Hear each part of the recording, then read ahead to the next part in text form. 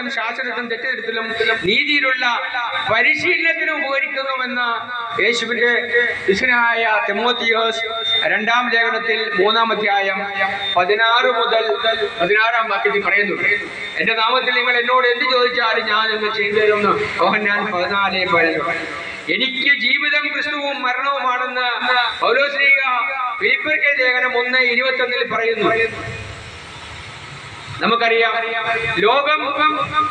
ഇന്ന് ലോകത്തിൽ നടന്നുകൊണ്ടിരിക്കുന്ന യുദ്ധങ്ങൾ തന്നെ റഷ്യയും യുക്രൈനും യുദ്ധം നടന്നത് എത്രയോ വർഷങ്ങളാണ്. അതുപോലെ ലോകത്തിലെമ്പാടും യുദ്ധസമാനമായ സാഹചര്യമാണ് നിലനിൽക്കുന്നത്. ഇതെല്ലാം യേശു നമ്മെ പഠിപ്പിച്ചത്. നമ്മുടെ എല്ലാ പാപങ്ങൾക്കും പരിഹാരം ചെയ്തുകൊണ്ട് യേശു ജീവിച്ചു, യേശു മരിച്ചു. യേശു മരിക്കുന്നതിന് മുമ്പ് നമുക്ക് പരിശുദ്ധാത്മാവിനെ നൽകി. ആ പരിശുദ്ധാത്മാവിന്റെ പ്രവർത്തനത്താൽ യേശുവിന്റെ ശിഷ്യന്മാർ ലോകമെമ്പാടും പോയി സുവിശേഷം പ്രസംഗിച്ചു. അങ്ങനെ വന്ന സെന്റ് തോമസ് ആണ് കേരളത്തിലും തോമസ് ശ്ലീഹ യേശുവിന്റെ സുവിശേഷം പ്രസംഗിച്ചതാണ്. അവരിലൂടെയാണ്, ആ പാരമ്പര്യത്തിലൂടെയാണ് നാം എല്ലാം ഇവിടെ ജീവിക്കുന്നത്. അങ്ങനെ യേശുവിന്റെ സുവിശേഷത്തിൽ ലൂക്കാ സുവിശേഷത്തിൽ 15-ാം അധ്യായത്തിൽ ഒരു ദൂതപുത്രന്റെ കഥയുണ്ട്.